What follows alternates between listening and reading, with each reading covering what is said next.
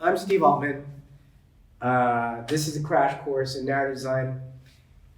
There's a way that you should introduce yourself that I've learned in Hollywood. You have to kind of give a log line for yourself. So I might meet the elevator pitch, as it were. So I'd say, I'm Steven-Elliot Altman, because that's how my name appears on books and games instead of just Steve. So I'm Steven-Elliot Altman. I'm a best-selling science fiction author and an award-winning game writer. It's quick.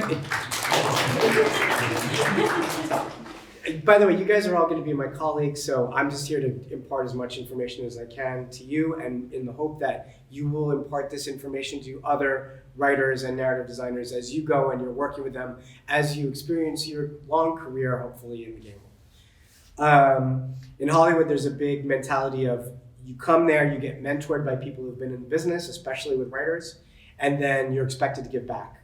And teach and help people when they're up and coming. Why? Because having a robust, good storytelling community makes all the TV good, all the game stories good. It helps the whole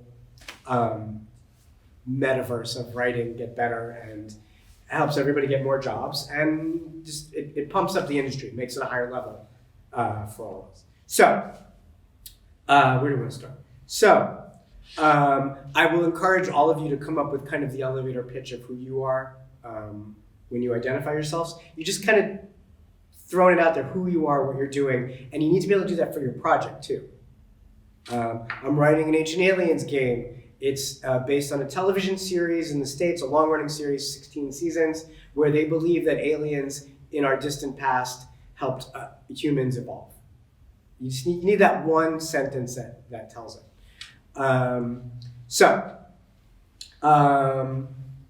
That said, here are some of the books that I've written.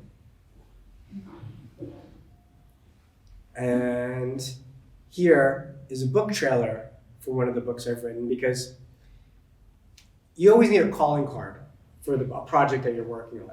I wouldn't use this video as a calling card for writing a game, but if I was trying to make a movie out of one of my books, I might. And I've brought some visuals to show you. So here, this is a 30-second television spot from my novel, The Kill Switch Review. Elsa, prepare to review. Let's see what everyone's so eager to erase from that kill switch. Play with full room projection. Adjust for the light.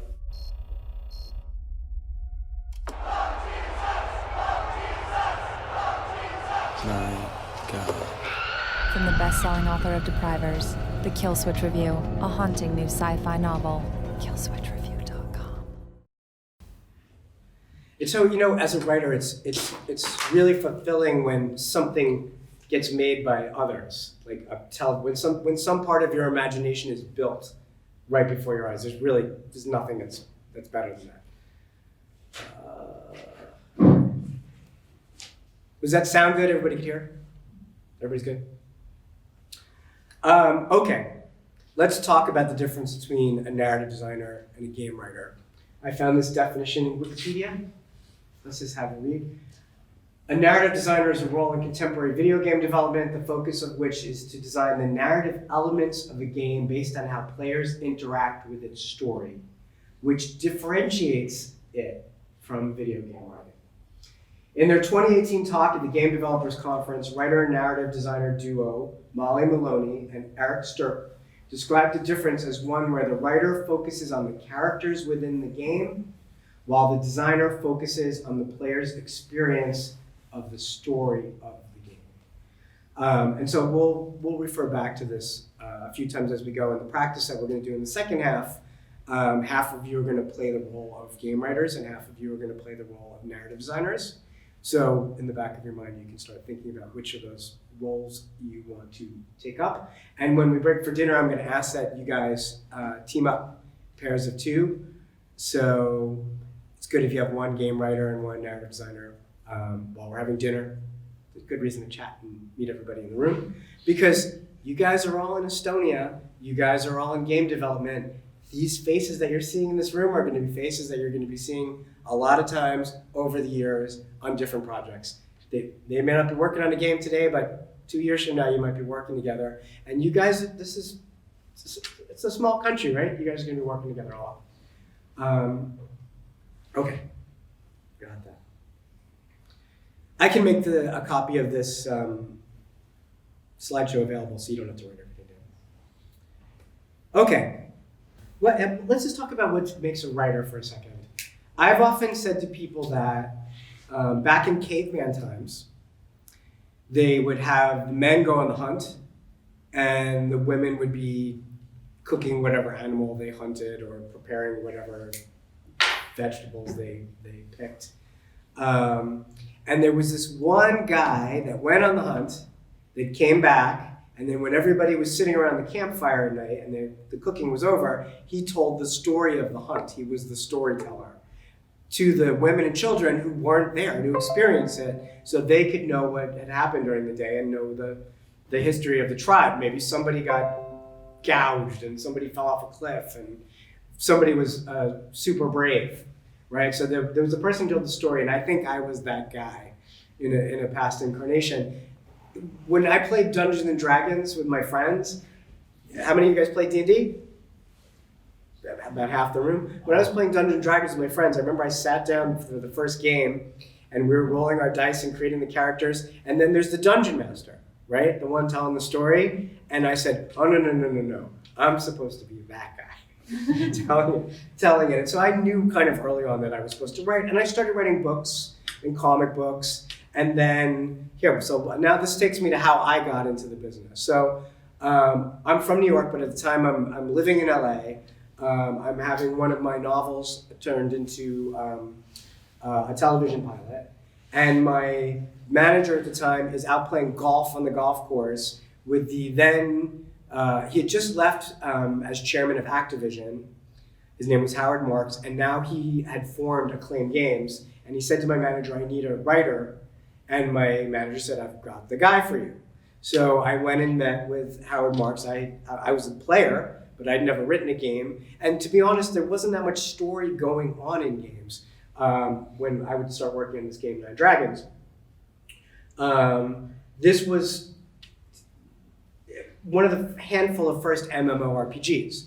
People were playing World of Warcraft. I remember one of the girls back there said Warcraft was her favorite. But you had to pay $16.99 subscription to play that game. And here was a free-to-play game. Also, EVE Online came out. I think it was the same time. Another, also free-to-play. And so we got a big audience really, really quickly because this was a free-to-play MMORPG. So Howard had read a novel of mine called Zen and the Art of Slaying Vampires. And here he was making a Ming Dynasty Chinese game. And so he wanted me to work on this, and I looked at what he was doing, and there was a lot of combat. It's Shaolin monks fighting, Wu-Tang clan members chopping each other up, and I was like, Howard, I don't think I can work on this game. And he said, why? And I said, I'm a Buddhist, and this is all kill. And he said, no, I want you working on this. And I said, well, can I make it so that you have to meditate to get your chi back? And he's like, yes. Can we do other things besides just fighting? And he's like, yeah, let's you be involved in the process. And that was exciting to me. So I said I'd sign. I said, what do you call this thing? And he said, 9 dragons. And I said, Gaolun Tong. And he said, what's that? I said, that's 9 dragons in Chinese. And he said, you speak Chinese? I said, yeah. And he goes, oh, you're hired. So, because he wanted me to understand this mentality. But I mean, that just goes to show you don't know what's going to get you hired in a room. It wasn't that I was a writer. I was a best-selling author. It was that I spoke Chinese was the kicker for him, because we were working with a Korean dev team, but I guess he assumed that would help with working with them, and it did. So I went to work for Acclaim, and this was my first game. Yeah, and here's a trailer for Nine Dragons, just to get us in the mood.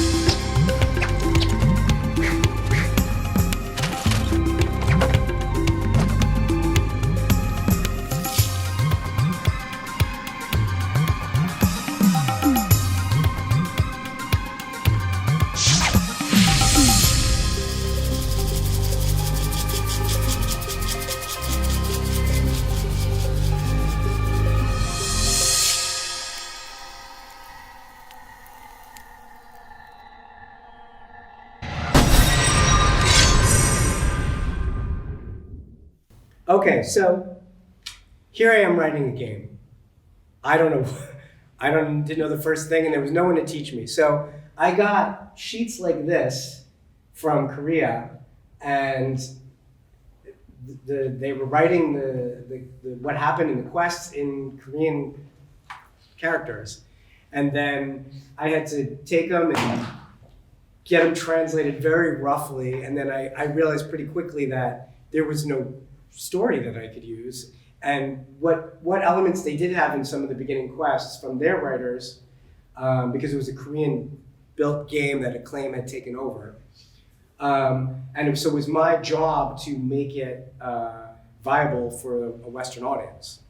So I basically had to dive into reading wuxia novels to understand their whole mythology and their gods. And I, as a Buddhist, I actually put a lot of Buddhism in the Shaolin clan that I slipped in there if you played this game. And so this is what it looks like when you're writing a game. It's an Excel spreadsheet. And you see the cell numbers or how these pieces of text are going to flow into the game. And because I didn't really have anything to go by, I would just have to play the quests and then deconstruct them and work backwards. If during this quest that they built, you had to kill 6 wolves, I would create a story of how the pack of 6 wolves had recently appeared on the edge of town and was killing all the chickens or ran off with a baby or whatever it did. I would have to come up with the story and kind of work around what was happening, because I think they had one or two maps already created.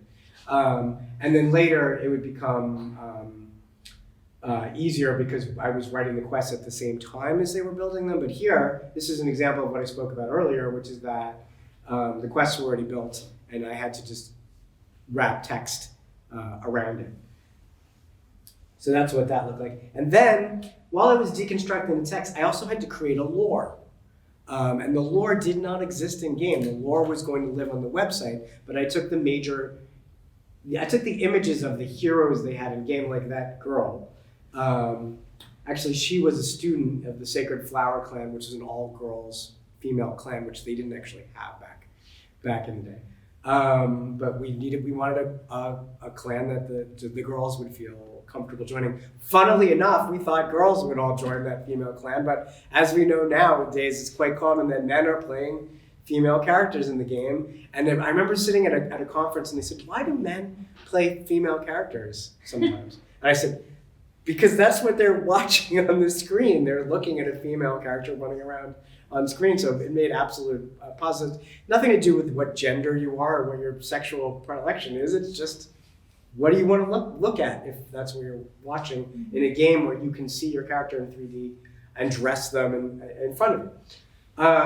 So I wrote a bunch of lore for all of these characters, and then having that lore, I could then weave pieces of that story back into my quest text to give it flavor, so that it wasn't just go kill 3 wolves. It could be, in the name of the Sacred Flower clan, claim the honor of blah, blah, blah. So you have your basic story, which was me as a storyteller knowing how to tell a short story or a novel, and then using that skill of taking those pieces of that story to put them in with the quests, where I was going to have to be following some level of direction. If you don't say, go kill 5 wolves, you're not going to know how to complete the quest. So you have to learn to be very succinct of what your directions are and balance it with some story to give you flavor. When I'm talking to game companies who don't have text in their games, one of the things I tell them is adding story and narrative and dialogue to text buffs up your intellectual property, your game. It makes it sticky, right? We want to hear stories. It's the reason we watch movies. It's the reason we watch television. We want to hear stories. Not all games have story. Go back to Pac-Man, or Miss Pac-Man, as you will, and it's the only text in that game is they meet, right? And now flash forward to Assassin's Creed, and you have 3 novels worth of text jammed into a story. And there's no way around it. Some people want to read story when they're playing a game, and some people don't care about the story and they click through. So what do? They make a mechanic where you can speed through the text and not read it. Some people just want to shoot, and you have to respect both players. But for the players that are there and want to read the story, give them the best story that you can. That said, your text can't be very long, right? So we're limited to boxes. As you see later, as things progress, we started getting character counts on how long your sentences could be and how many characters, and they got it kind of down to a science of how much is too much to read. But we'll talk about that more as we go along. So that's Nine Dragons, my first big game script. Anyway, the next game I want to talk about was Ancient Aliens, the game. How many of you seen the television show Ancient Aliens?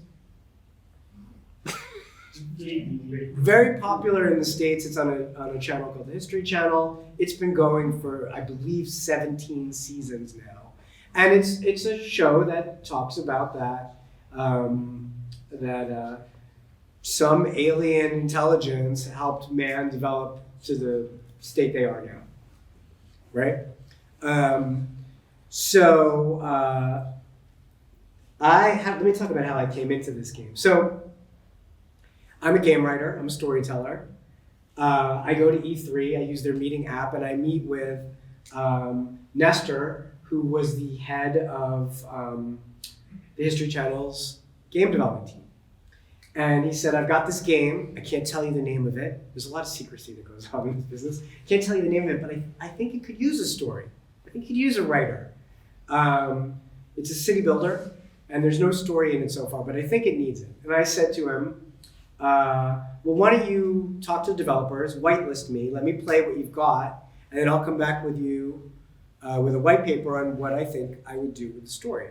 So I went and I looked at this game. Actually, why don't we show, so you know what I'm talking about. Let's show a little bit. Here, this is the 30-second TV spot for Ancient Aliens, which I wrote and produced for them. I came from the advertising world. Actually, let's pause for that. So I was in advertising in New York, and I was a copywriter. And every now and again, my art director would come in and say, the client's coming in 30 minutes, like a surprise visit, and we need to show them a pitch for a television commercial. Write a TV spot, a 30-second TV spot. So I didn't have the luxury of saying, oh, I'm going to wait for inspiration to hit me. I had to write a TV spot. I had 30 minutes. Do it. Write it. Do the best you can. And so there's a muscle in my body called create on command that after 10 years in the advertising business, I think is probably the strongest muscle in my body. I don't know where it is. It's somewhere there. So I loved doing that so much, writing TV spots and from the advertising world, that even though I'm writing a video game, when it came time that we needed a TV spot, I'd be like, I'll do it. I want to do it. I want to write the spot. And they'd say, can you write a TV spot? Sure. And I would do it and produce it. And I just get a joy out of that. And what I want you to take from that is there's probably something that each of you does in your personal life besides working on video games that you can bring that expertise in with you. I brought advertising savvy. When I write a novel, the publisher writes the back jacket copy of what the book is about. And I always say, if it's a new publisher, do you mind if I take a shot at writing the back jacket copy? You don't have to use it. I always say, you don't have to use it if you don't like it. And then I write the back jacket copy. And truth be told, I'm more impassioned about my novel than some other copywriter they have in-house at Random House, who will probably write fine jacket copy. But I take a shot at it, and they always use my copy. You don't have to, but if you can bring that in to what you're doing, it's great. It's also good to have one narrative voice tying everything together, to make everything fit together as part of your intellectual property. All right, so come on. Ancient astronaut theorists contend that some extraterrestrials may have come to Earth in our remote past. History presents. Why don't we try to find out? Any volunteers? Ancient Aliens, the game. How about you? Travel back in time to abduct primitive humans, manipulate their DNA, and help build ancient civilizations. What if it were true? Ancient Aliens, the game. Play today. And that's Doug. So some of you may recognize this character. His name is Giorgio from the memes where he's saying aliens. So I had to write this white paper, right? I told them I'm going to write you a white paper of how I would put story in the game.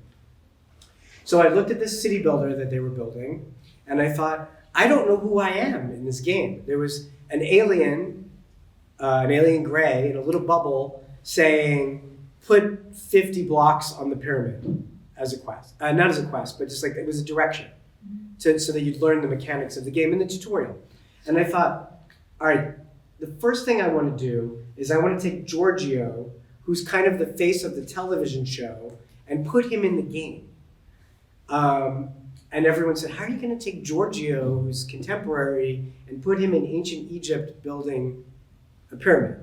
Basically, you were building a pyramid, which was extremely meditative. If you ever want to play this game, just watching your workers go back and forth, dropping bricks on there, it's really like a meditation. And it could take you months or a year to build the pyramid, depending on how long you want to do it. And you can just leave it idling in the background building the pyramid, but it gives you almost a sense of what it was like to build the pyramids. I mean, I know that they were hauling stones and they were building this, but just watching it go really slowly is actually a very meditative thing. But it wasn't very dramatic, and I could see why they didn't have a story. They didn't know what to do with it.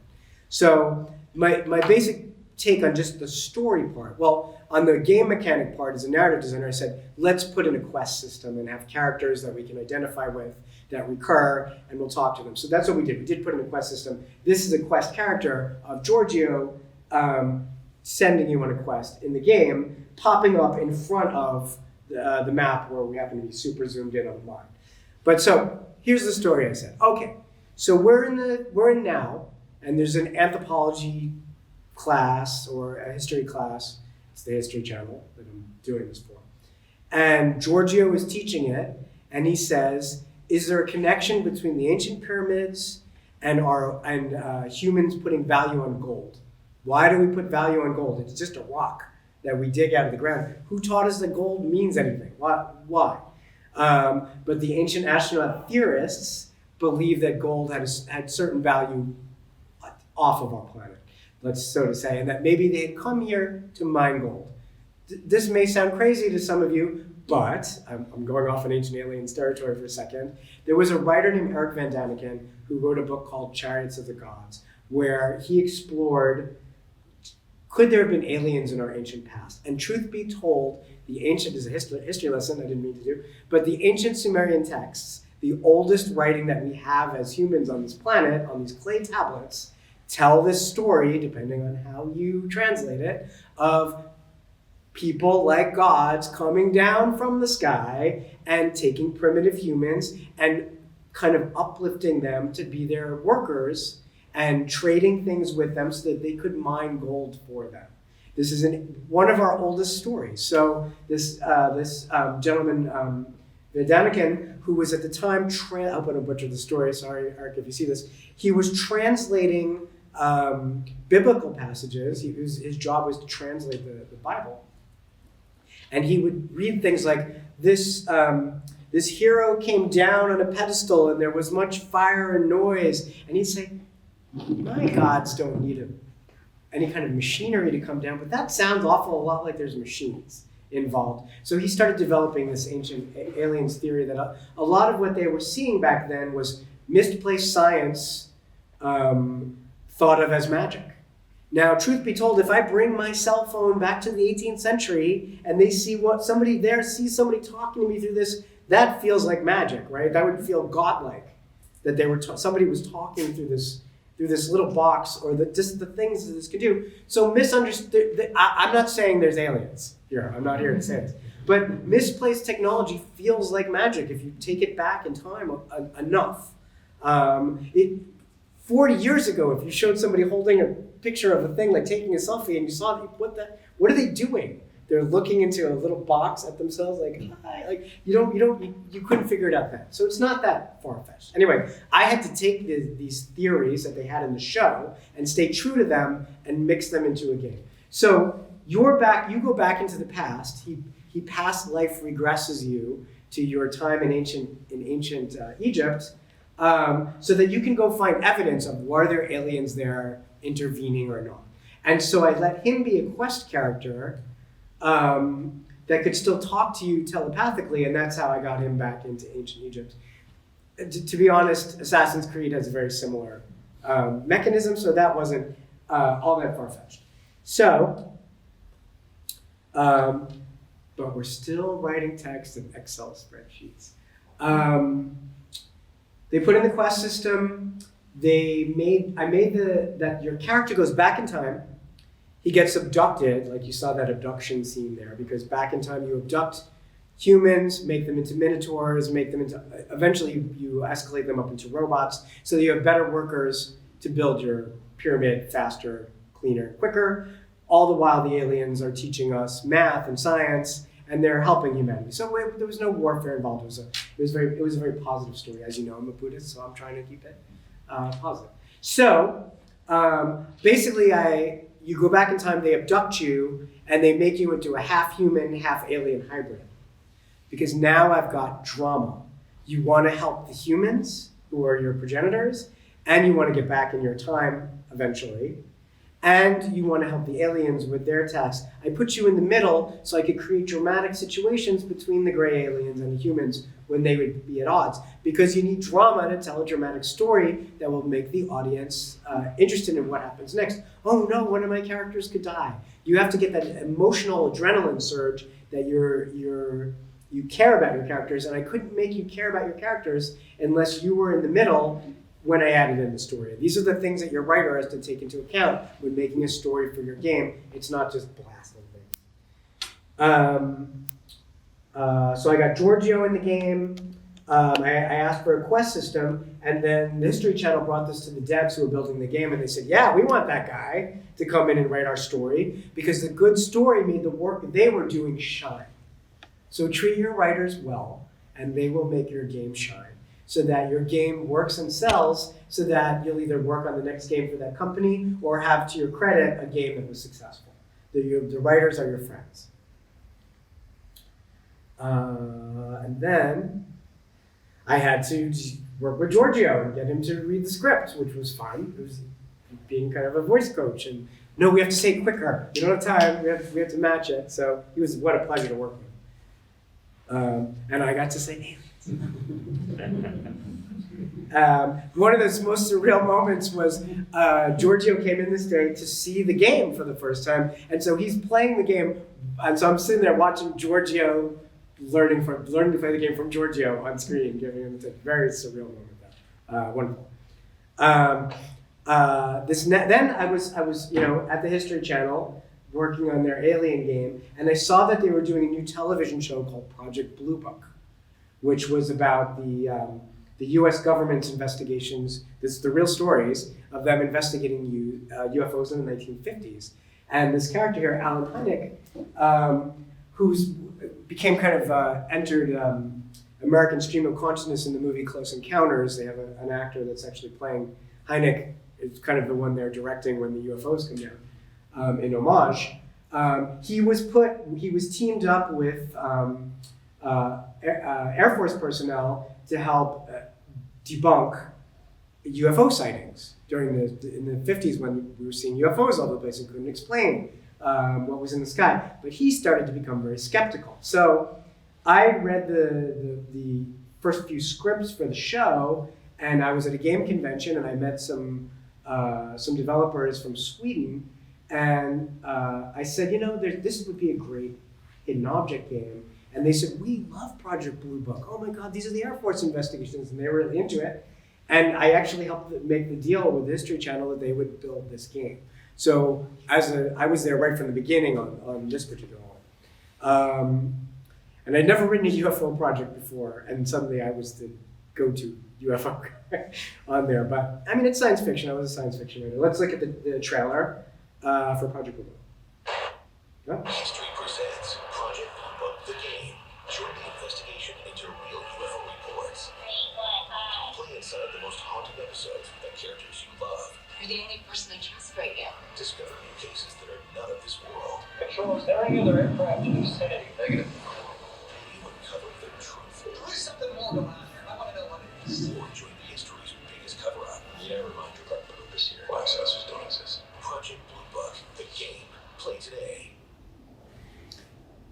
And that show ran 2 very successful seasons. For a while, it was the #1 show in the States of ratings.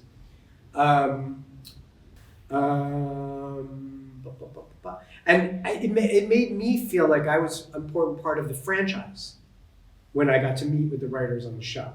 You know, it made the whole game team feel like they were connected to the TV series. And so everybody on the dev team was watching the show every week as it came out, and we were racing to put that week's episode into the game. So it kind of made it a family. Instead of there's, you know, Sega's doing a game off here based on a movie that happened 10 years ago, or vice versa, where it felt disconnected. It's really nice when you're a part of a property that's that live. And I predict that as the future comes and meets us, these interactive properties are going to be made simultaneously. They'll be working on on a feature and a game and a series or a comic book all at once. And certainly, it'll be pitched that way to the studios.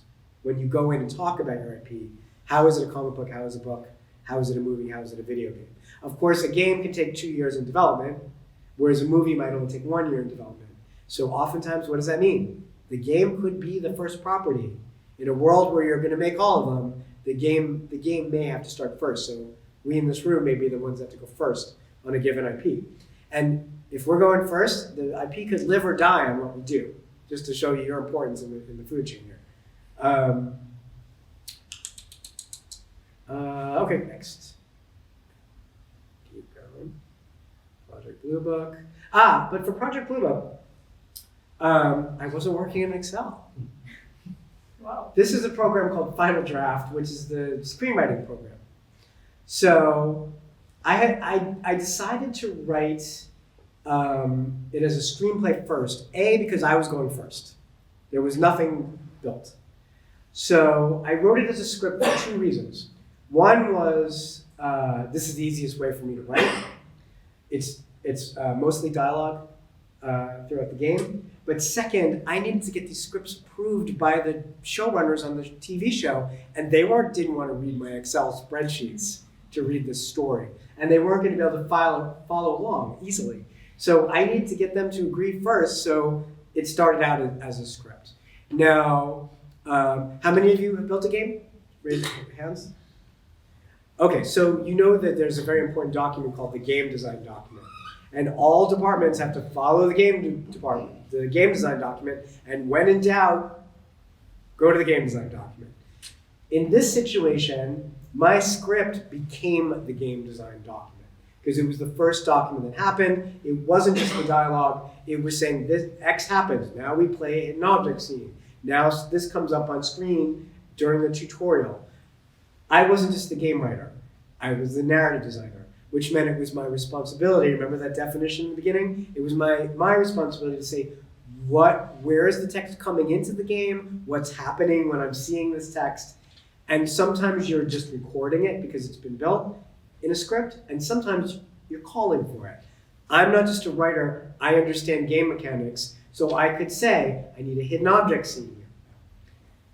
So that's why this was written as a script here, and I got to not write it in Excel first. I don't think this text even exists in Excel format, I'm proud to say.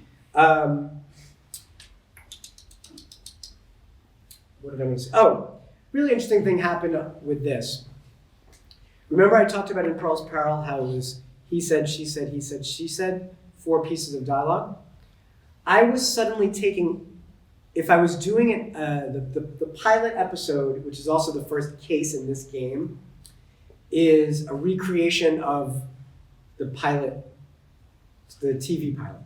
I needed to tell the opening story, because that opening story is how the characters meet.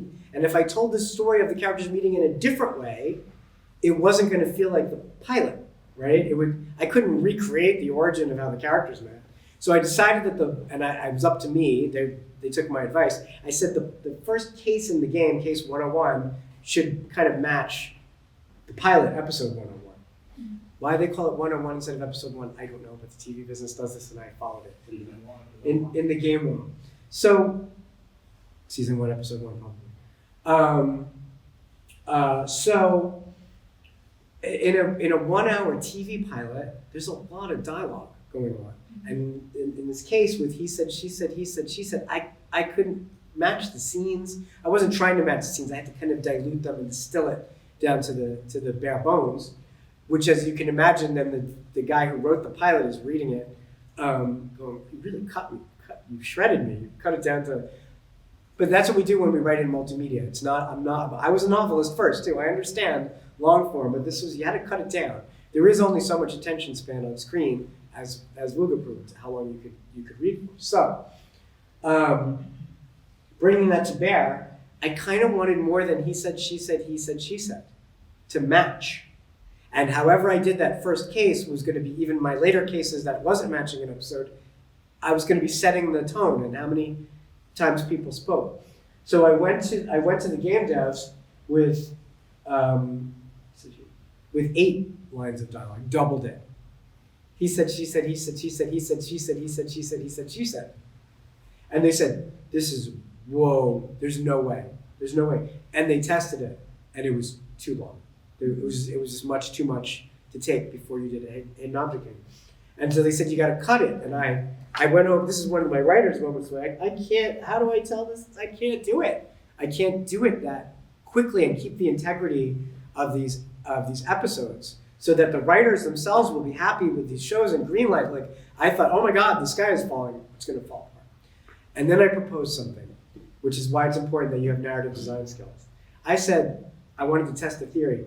Could I do he said, she said, he said, she said, and then play a hidden object scene, and then play another hidden object scene, and then come back to the scene, because you have to replay these over time, and then do it part 2.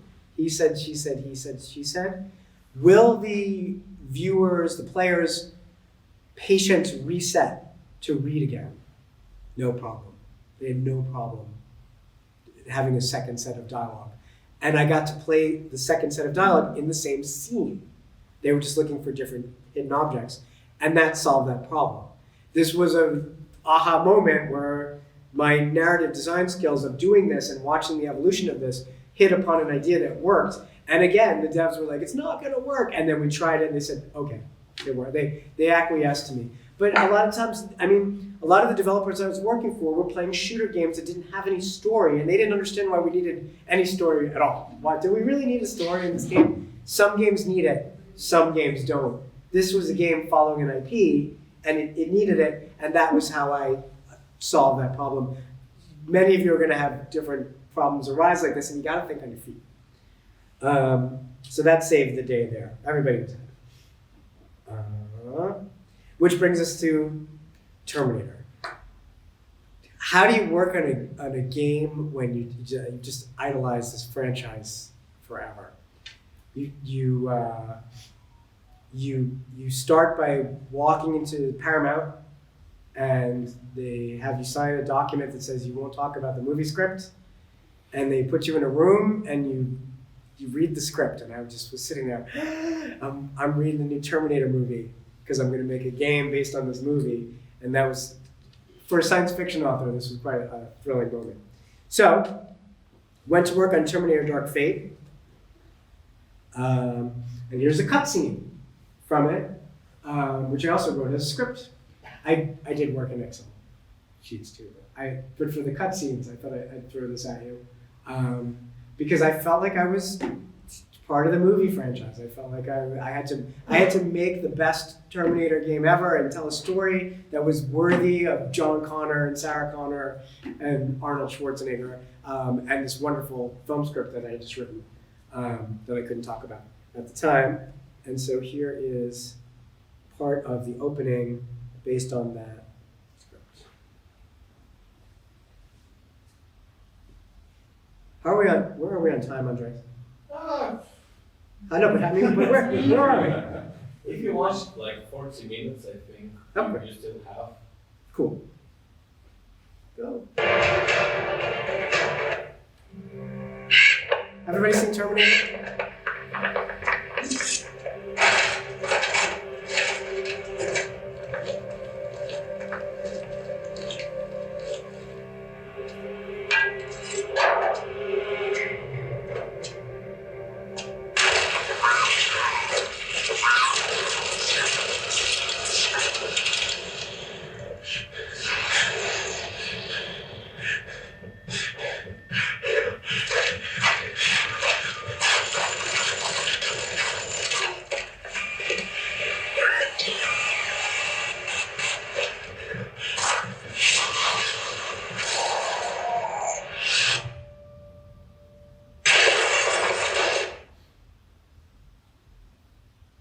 I don't remember, but I think the sound cuts off because after percussion you can't hear anything. It comes back. Come with me if you want to live.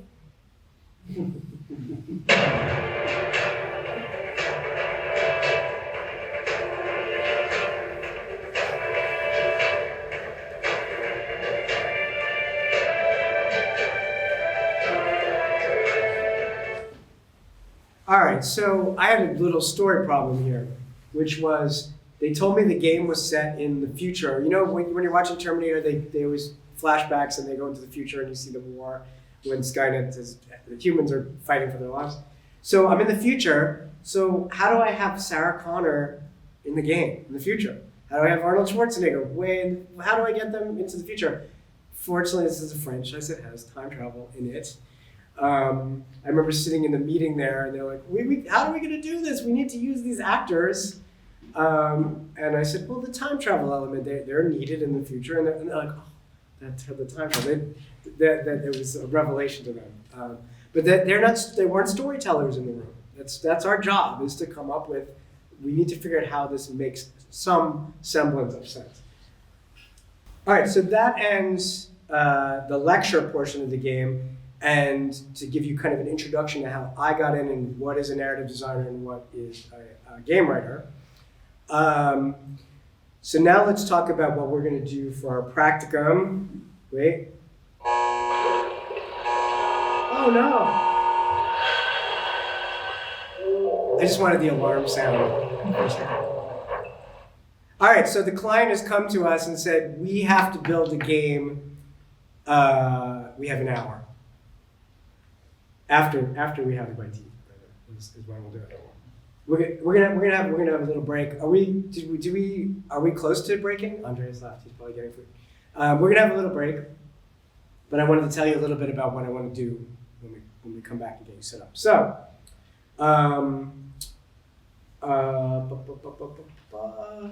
right. So when we're eating, talk to each other, find out who everybody is, because you're all going to be working together anyway. Mingle a little bit. I want one of you to be a writer and one of you to be a narrative designer, so think about what you want to do. You're both going to be sitting in front of the same laptop. Just one of you is going to be writing. It's not going to be a lot of writing. And the other one is going to be more focused on, okay, how is the writing going to fit into the structure of what we're doing? So think about which of your skills is best for this. And if so, there's an extra person here or there, just you could be the producer, standing behind the writer and the narrative designer if you want to be on there. We need to make sure we have enough laptops to go around. We're going to use a software called Story3, which is a company that I'm helping develop their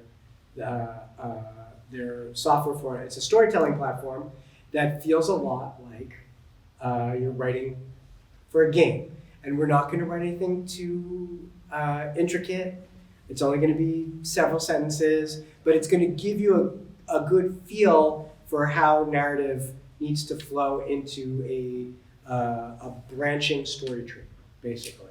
So while we're going to take some time, get your laptops on the Wi-Fi. The Wi-Fi is on the wall over there, and you're going to go to story3.com. I'll make sure everybody's set. We'll pick our teams, and then I'm going to kind of look over his shoulder, and we'll be taking questions during that. And we'll do that as a little practice, and then afterwards we'll open it up to like general questions.